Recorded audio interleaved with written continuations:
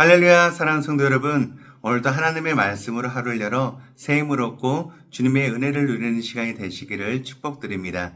오늘 우리가 함께 보실 말씀은요, 사무엘하 3장 1절 말씀입니다. 사울의 집과 다윗의 집 사이의 전쟁이 오래매 다윗은 점점 강하여 가고 사울의 집은 점점 약하여 가니라. 사랑하는 성도 여러분, 너무나 좋은 아침입니다.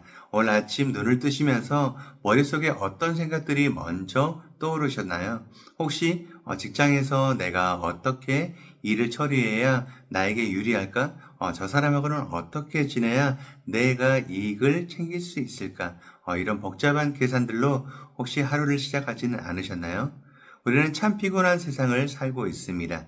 치열한 경쟁 속에서도 내가 손해보지 않고 살아남기 위해서는 나도 모르게 내 마음속에 있는 계산기를 두드리게 됩니다.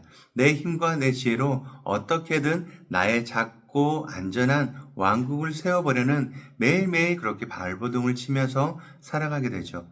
오늘 우리가 함께 살펴볼 사무엘하 1장부터 3장까지의 말씀에는 이스라엘이라는 이 나라를 배경으로 저마다의 생존과 이익을 위해서 철저하게 계산하고 화를 내고 심지어 배신까지 서슴지 않는 수많은 사람의 모습이 등장을 하게 돼요. 어쩌면 이들의 모습이 성공과 안정을 최고로 여기며 살아가는 우리의 모습과도 닮아 있다는 생각 또한 듭니다. 하지만 하나님께서는 이렇게 무너지고 망가진 인간들의 이기적인 셈법 한가운데서도 결코 우리를 포기하지 않으십니다. 오히려 그 실패의 자리에서 진짜 하나님의 은혜를 빚어가시죠. 오늘 우리가 말씀을 들여다보시면서 우리를 무조건적으로 사랑하시는 예수 그리스도에게 크신 은혜가 우리 마음 깊은 곳에 따뜻하게 스며드시기를 간절히 소망합니다. 사무엘하의 첫 번째 장면은 아주 충격적인 사건으로 시작을 하고 있습니다.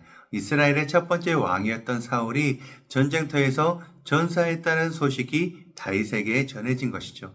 다윗이 머물고 있던 곳에 한 젊은 청년이 찾아오는데요. 옷은 찢어져 있고 머리 위에는 흙이 잔뜩 묻어 있었습니다. 이 사람은 사실 아말렉 출신의 이방인이었는데 자기가 길보아 산에서 우연히 사울 왕을 보았고 사울 왕이 고통스러워하며 자기를 죽여달라고 부탁해서 자기가 직접 왕의 목숨을 끊었다라고 거짓말을 합니다. 그러면서 사울 왕의 머리에 있던 왕관과 팔에 있던 팔찌를 벗겨서 다윗에게 바치게 되죠. 여러분, 이 아말렉 청년의 마음속에는 어떤 생각이 있었을까요? 아주 철저하고 세속적인 계산이 깔려 있었습니다. 다윗이 사울 왕에게 아주 오랜 세월 동안 쫓겨다니며 고생했다는 것을 이 청년도 알았을 것입니다. 그래서 사울 왕의 죽음을 증명하는 왕관과 팔찌를 가져다 주면은 다윗이 내 원수를 갚아주었구나 하면서 엄청난 상과 벼슬을 줄 것이다라고 착각을 했던 것입니다. 다른 사람의 끔찍한 비극조차도 나의 성공과 출세를 위한 발판으로 써먹으려는 것. 이것이 바로 부패하고 타락한 인간의 본성입니다. 하지만 다윗의 반응은요, 이 청년의 예상을 완전히 벗어나게 돼요.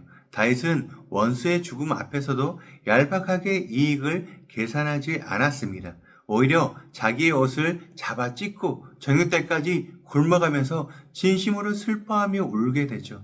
그리고 하나님의 기름 부음 받은 자를 함부로 대한 그 아말렉 청년을 그 자리에서 처형을 해버립니다.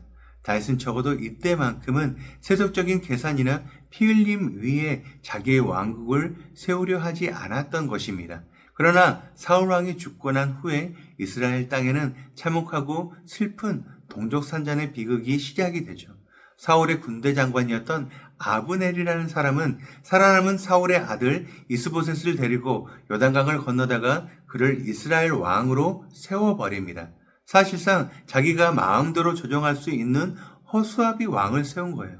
결국 다윗을 따르는 유다 사람들과 아브넬이 이끄는 이스라엘 사람들 사이에 기브온 연못가에서 끔찍한 전투가 벌어지게 됩니다. 처음에는 서로 피해를 줄이려고 양쪽에서 12명씩만 나와서 싸우게 했는데 서로 상대방의 머리채를 잡고 동시에 칼로 옆구리를 찔려서 24명이 그 자리에서 똑같이 쓰러져 죽는 참상이 벌어지게 됩니다. 이 일로 인해서 전면전이 벌어지고 맙니다.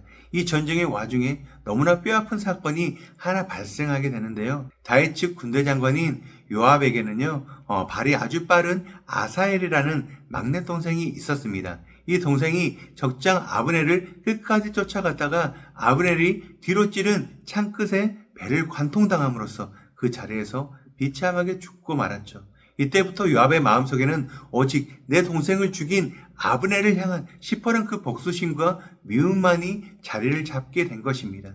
내 상처, 내 분노에만 갇혀버린 인간의 모습입니다. 시간이 흐르면서 북쪽 왕국을 쥐락펴락했던 아브넬은 상황이 자기에게 불리하게 돌아가는 것을 깨닫게 되죠. 다윗의 집안은 갈수록 강해지는데 자기가 속한 사울의 집안은 갈수록 약해지고 작아졌기 때문입니다. 이때 아브넬은 선왕 사울의 후궁이었던 리스바를 건드리는 엄청난 도발을 감행합니다. 고대 사회에서 왕의 여자를 취했다는 것은요, 곧 자기가 왕의 자리를 차지하겠다는 무서운 야욕을 보여주는 것입니다. 호수아비 왕 이스보셋이 이를 따져 묻자 아브넬은 오히려 역정을 내면서 이 나라를 다윗에게 넘겨버리겠다라고 협박을 하게 됩니다. 결국 아브넬은 철저한 생존 본능에 따라서 다윗에게 투항하겠다는 전령을 보내게 되죠. 자기 권력과 목숨을 유지하기 위해서 모시던 왕을 하루아침에 혼식자처럼 버려버린 것입니다. 다윗은 이 제안을 받아들이면서도 한 가지 조건을 내걸게 돼요. 바로 사울의 딸이자 자신의 첫 아내였던 미갈을 데려오라는 것이었습니다. 이것은 사울 왕조를 따르던 백성들의 마음을 자기 쪽으로 끌어오기 위한 다윗의 고도한 정치적인 계산이었어요. 그런데 여기에서 가슴 아픈 장면이 나오게 됩니다. 미갈은 이미 발디엘이라는 다른 남자와 결혼해서 살고 있었어요. 미갈을 다윗에게 강제로 빼앗겨 보내면서 남편 발디엘은 울면서 바울임이라는 곳까지 아내들을 쫓아옵니다. 하지만 권력자들의 무서운 셈법 앞에서 힘없는 개인의 이 애절한 사랑은 무참히 짓밟히고 쫓겨나고 맙니다. 위대한 왕 다윗조차도 자신의 권력을 탄탄하게 하기 위해서는 누군가의 눈에서 피눈물을 흘리게 만드는 아주 연약하고 이기적인 한계를 가진 인간에 불과했습니다. 결국 아브넬은 다윗을 찾아와 평화협정을 맺고 평안히 길을 떠납니다. 그런데 나중에 이 사실을 알게 된 요압은 눈이 뒤집힙니다. 왕인 다윗에게 무리하게 따져 묻고는 다윗 몰래 사람을 보내 돌아가고 있던 아브넬을 다시 불러들입니다. 그리고는 성문안 조용한 곳으로 데려가는 척하면서 아브넬의 배를 찔러서 잔혹하게 암살해 버립니다. 철저하게 계산이 된 너무나도 이기적이고 잔인한 복수였습니다. 이 암살 사건 때문에 다윗은 북쪽 지파들의 통일협정이 다 깨져버릴 엄청난 정치적인 위기에 처하게 돼요.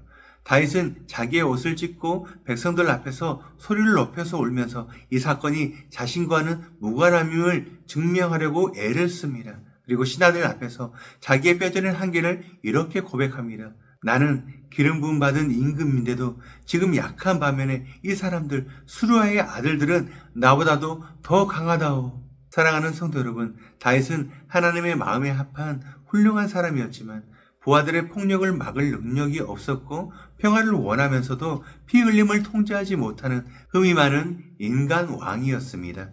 바로 이 지점에서 우리는 우리를 위해서 이 땅에 오신 참되고 영원하신 왕 예수 그리스도를 바라보게 됩니다. 인간 왕이었던 다윗은 자기 부하가 저지른 살인사건을 수습하고 자기는 죄가 없다는 것을 사람들에게 인정받기 위해서 눈물을 흘렸습니다. 하지만 우리 예수 그리스도께서는 결백을 증명하기 위해서가 아니라 죄인인 우리들의 더러운 그 죄악을 덮어주시기 위해서 겟세마네 동산에서 땀방울이 핏방울이 되도록 피눈물을 흘리셨습니다. 아말렉 청년들처럼 어떻게든 기회를 타서 내 이익을 챙기려던 우리들, 아브넬처럼 살아남으려고 배신과 타협을 밥 먹듯 하는 우리들, 요압처럼 내 마음에 안 들면은 칼을 품고 복수심에 불타오르는 우리들을 향해서 우리 주님께서는 무서운 심판의 칼을 휘두르지 않으셨습니다. 오히려 그 모든 잔혹한 인간들의 셈법을 주님의 몸으로 다 받아주셨습니다. 세상의 왕들은 누군가를 희생양으로 삼아서 자기 자리를 지키려고 하지만 평강의 왕이신 우리 주님께서는 친히 자신이 십자가의 희생양이 되어주셨습니다. 내 배를 채우려고 남의 배를 찌르는 이 끔찍한 세상 속에서 우리 주님께서는 우리를 살리시기 위해서 기꺼이 주님의 옆구리에 창을 찔리셨습니다. 이것이 바로 우리를 향한 십자가의 무조건적인 사랑입니다. 내가 무언가를 잘해서 내가 쓸모가 있어서 사랑하시는 것이 아닙니다. 자격 없는 우리에게 값없이 부어주시는 은혜인 거예요. 인간의 모든 더러운 셈법과 잔혹한 미움의 그 사슬을 우리 주님께서는 오직 자신의 거룩한 보혈로 덮고 끊어내신 것입니다. 사랑하는 성도 여러분, 오늘 말씀을 믿음으로 받은 성도는 그럼 어떻게 해야 할까요? 첫 번째입니다. 내 머릿속에서 하루 종일 바쁘게 돌아가는 세상의 얄팍한 계산기를 십자가 앞에 온전히 내려놓습니다. 말씀에 등장한 아말렉 천년과 아브넬은 오직 자기에게 무엇이 이익이 될까만 철저하게 따졌습니다. 남의 비극도 내 성공의 발판으로 삼으려 했고 불리해지면은 언제든 배신을 서슴지 않았습니다. 하지만 그 치열했던 계산의 결과는 결국 파멸이었습니다. 솔직히 우리의 모습은 어떤가요? 오늘 당장 직장이나 일터에 나가서 사람을 대할 때, 심지어 교회 공동체 안에서 우리 다른 성도님들을 대할 때 우리는 나도 모르게 계산기를 두드릴 때가 있습니다. 이 사람들에게 잘 보이면은 나중에 도움이 될까? 내가 여기서 이렇게 처신을 해야지 내 자리를 지킬 수 있지 않을까? 이 모임에서는 내가 이렇게 돋보여야 하는데 하며 끊임없이 나의 유익을 셈하게 됩니다. 사랑하는 성도 여러분, 이제는 그 피곤하고 무거운 세상의 셈법을 멈춰보시길 바라요. 우리의 생사화복과 우리가 먹고 사는 문제는 내 잔머리나 세상의 줄타기에 달려있는 것이 아닙니다. 공중의 새도 길러주시는 하나님, 자격 없는 나를 위해서 하나뿐인 아들의 생명까지 조건 없이 내어주신 그 좋으신 하나님의 아버지의 그 손에 내 인생이 달려있음을 굳게 믿으시길 바랍니다. 주님은 십자가에서 우리의 죄를 계산하지 않으셨어요. 오늘 하루 만나는 사람들을 내가 이용할 계산의 대상으로 혹시나 보지 않으시고 주님께서 내게 붙여주신 사랑과 섬김의 대상으로 바라보시면서 넉넉한 은혜를 누리시길 바랍니다. 두 번째입니다. 내 마음 깊은 곳에 남몰래 숨겨둔 복수와 미움의 칼을 거두고 나를 용서하신 십자가의 사랑을 품습니다. 요압은 사랑하는 동생을 잃었다는 그 깊은 상실감과 억울함에 갇혀 있었습니다. 결국 분노라는 감정에 사로잡혀서 끝내 그 미움을 통제하지 못하고 성문 안쪽에서 끔찍한 살인을 저지르고 맙니다. 혹시 지금 여러분의 마음속에도 요압처럼 서슬퍼런 그런 칼 한 자루가 숨겨져 있지는 않으십니까? 나를 무시하고 함부로 대했던 사람, 내 마음속에 지울 수 없는 상처를 남긴 사람, 그리고 돈 문제로 얽혀있는 또 다른 사람, 심지어 내 뜻대로 따라주지 않아서 믿기까지 한 사람, 그 사람들을 향한 지독한 원망이 분노의 불길로 타오르고 있지는 않으십니까? 눈에는 눈, 이에는 이로 갚아주고 싶은 그 마음이 사실은 가장 먼저 내 영혼을 병들게 하고 썩게 만듭니다. 우리가 받은 십자가의 그 엄청난 은혜를 다시 한번 기억해 보시길 바라요. 나 같은 죄인도 하나님을 향해 반역했던 우리 또한 조건 없이 완전히 용서받았다는 그 깊은 사실만이 꼬리에 꼬리를 무는 분노의 이 악순환을 끊어낼 수가 있습니다. 오늘 우리 함께 결단하시길 바랍니다. 억울하지만 화가 나지만 나를 아프게 한 그 사람을 향한 그 미움의 칼을 십자가 밑에 조용히 내려놓으시길 바라요. 내가 심판자가 되려는 그 교만을 버리고 모든 것을 공정하게 갚아주실 하나님께 맡겨드리는 참된 자유를 경험하시기를 축복드립니다. 마지막 세 번째입니다. 나의 약함과 한계를 뼈저리게 인정하고 내 인생의 운전대를 진짜 왕이신 주님께 온전히 맡겨드립니다. 우리가 알고 있는 위대하고 믿음 좋았던 다윗 왕조차도 자기 신하들 앞에서는 나는 지금 연약합니다. 내 마음대로 저 사람들을 도저히 제어할 수가 없습니다라고 자기의 철저한 무능력과 한계를 정직하게 고백을 했습니다. 하물며 우리는 어떻습니까? 내 힘으로 내 금쪽 같은 자녀의 앞길을 마음대로 열어줄 수도 없고 내 뜻대로 꽉 막힌 경제적인 문제나 덜컥 찾아온 건강의 그런 위기를 우리는 통제할 수가 없습니다. 내 인생을 내가 다 통제할 수 있다고 믿는 것은 지독한 착각이며 영적인 교만입니다. 오늘 주님 앞에 정직하게 두 손을 들어 엎드리시길 바라요. 주님, 저는 사실 너무나 연약합니다. 내 안에는 이 복잡한 상황을 헤쳐나갈 수 있는 지혜도 선한 것도 조금도 없습니다. 이렇게 나의 한계를 인정하시며 엎드릴 때 기적이 일어나게 됩니다. 그때 비로소 만왕의 왕이신 하나님께서 불안하게 흔들리는 내 인생의 운전대를 꽉 쥐어주십니다. 내가 왕 노릇을 하던 그 자리에서 내려와 주님을 참된 통치자로 모시게 될 때 폭풍우 속에서도 흔들리지 않는 가장 편한 길로 우리를 인도해 주실 것입니다. 오늘 하루도 내 머릿속에서 복잡한 셈법이나 내 힘이 아니라 주님의 그 무조건적인 사랑과 십자가의 은혜에만 기대서 넉넉히 승리하시는 우리 모든 성도님들이 되시기를 주님의 이름으로 간절히 축복드립니다. 우리 함께 기도하시겠습니다. 사랑과 은혜가 풍성하신 하나님 아버지, 오늘 말씀을 통해서 우리의 얄팍한 계산과 이기심, 미움과 복수심으로 가득한 우리 속마음의 부끄러운 민낯을 우리가 정직하게 들여다봅니다.